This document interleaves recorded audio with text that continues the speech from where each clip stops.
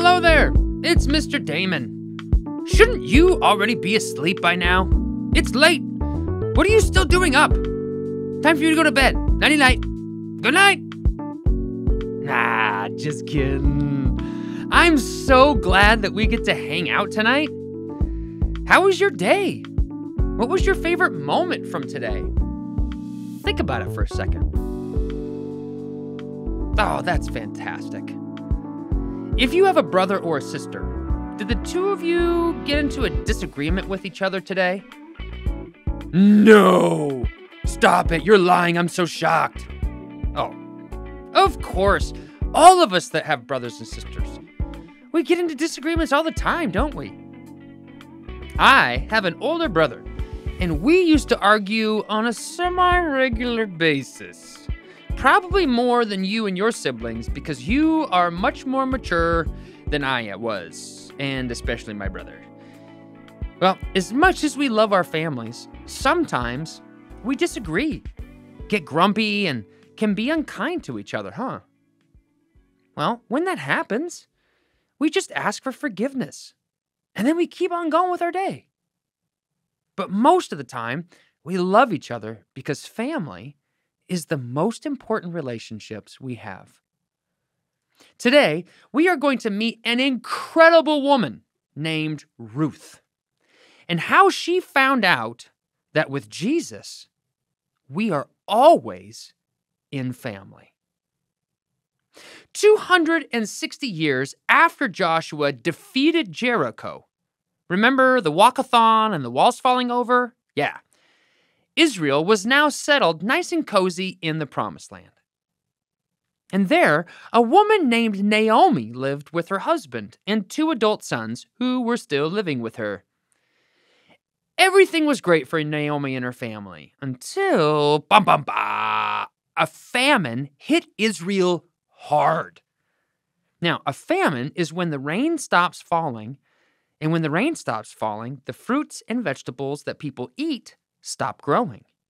This means there was nothing in the supermarket shelves, and the people in Israel began to starve.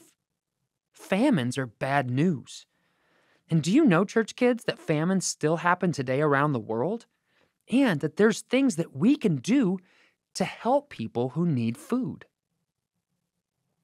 Mom, we're hungry! Naomi's adult sons complained. Naomi needed to get food to feed her family quick. So she and her husband decided to pack up the minivan camel and move to a nearby country called Moab, where there was still food in the grocery stores. When they arrived in Moab, both of Naomi's sons fell in love and got married. Dun, dun, dun, dun. Guess what, Mom? They shouted. We got married today. Their wives' names were Ruth and Orpah. Hooray! Everyone is happy. Then something super sad happened. Elimelech, Naomi's husband, died. Oh no! Now everyone was sad. And if that wasn't bad enough, Naomi's oldest son died. What? I know, and it got worse. A little while later, Naomi's youngest son died too. This is terrible. This left Naomi a widow with no grandkids or children. Mr. Damon, this story is so sad. Don't worry. God's about to show up and make things so much better. Because that's what he does. Well, about this same time, the famine in Israel ended, and people could buy food in the grocery stores again. When Naomi heard this, she decided it was time to go home. Everyone I love is gone. I might as well go home, she said. Orpah and Ruth, my daughters-in-law, you should go back to your families. Peace, I'm out. Well, Orpah left Ruth and Naomi and went back to her family. But then, something very unexpected happened. Ruth refused to leave Naomi. Go home, Naomi cried to Ruth. You won't know anyone in Israel. It's a foreign place to you. Stay here and go back to your family where everything's familiar. But Ruth refused. She loved her mother-in-law. "You're my family now," she said to Naomi. "No matter where you go, I'm going with you." You see, after joining her family, Ruth discovered something about Naomi. Naomi knew, the one true God. And Ruth wanted to know God too. So even though it meant moving to a country full of people she didn't know and a culture she knew nothing about, Ruth left her home in Moab and traveled with Naomi back to Israel. Do you think Ruth was nervous? Of course. Do you think maybe Ruth was a little confused when she got there? Absolutely.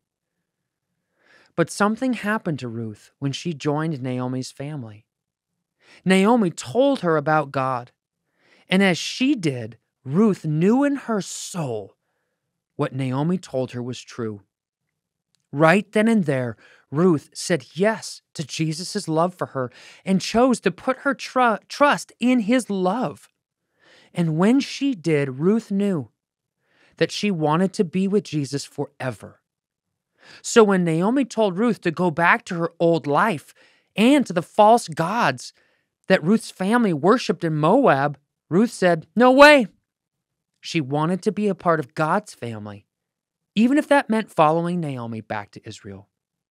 Well, little did Ruth know that God was the one that connected her with Naomi and her family. She didn't realize that it was Jesus who had planned it all along and used the sad situation to bring something beautiful out of it. When Ruth joined Naomi's family, God was bringing her into his family. Did you know that God's family, it's huge, and that your family, it's his idea? God created families because one day he would make us into one big, gigantic family with him. When Jesus went on his rescue mission to save us from sin, he did it so that we and everyone in the world could join his family. Our families here on earth can sometimes frustrate us and maybe even hurt us sometimes. That happens because we're all human. Parents make mistakes and don't always know what to do. I have 3 kids and I make mistakes all the time. And then I get to ask my kids to forgive me.